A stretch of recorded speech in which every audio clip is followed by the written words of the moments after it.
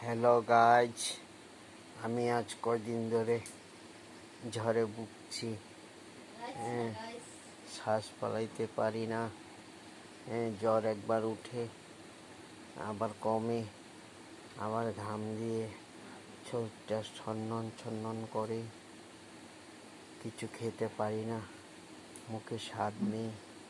Paracetamol খাই, তাও কোনো ধরে না। ডোলু খাই, তাও ধরে না। তারপরে অনেক কিছু খাই, তারপরে অ্যান্টিবায়োটিক খেয়েছি, তারপরেও জ্বর কমে না। একদিন এই আষাঢ়ের বৃষ্টি ভিজেছিলাম, মাথায় পড়েছিল। হঠাৎ করে স্কুটিয়ে যাচ্ছিলাম, হঠাৎ করে বৃষ্টি কোথা থেকে আসলো, আর রাস্তা দাঁড়াবারও কোথায় জায়গা নেই। কী করবো গাইজ?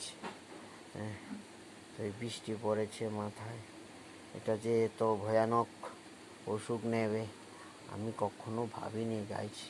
তোমরা এই আষাঢ় মাসে কোথাও কখনো ভুলেও বৃষ্টি ভিজবে না, তাহলে মহা বিপদ হবে।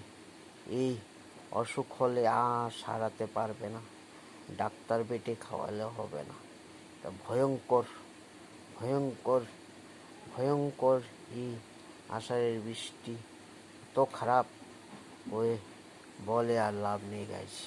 এই আমি আজ 5 দিন ঝাঁ ভুগছি গাইজ। কী করবো? এখনও উপরওয়ালা যদি আমাকে রাখে আর আমাকে যদি বাঁচায়। এখন টাকা পয়সা খরচা করারও ক্ষমতা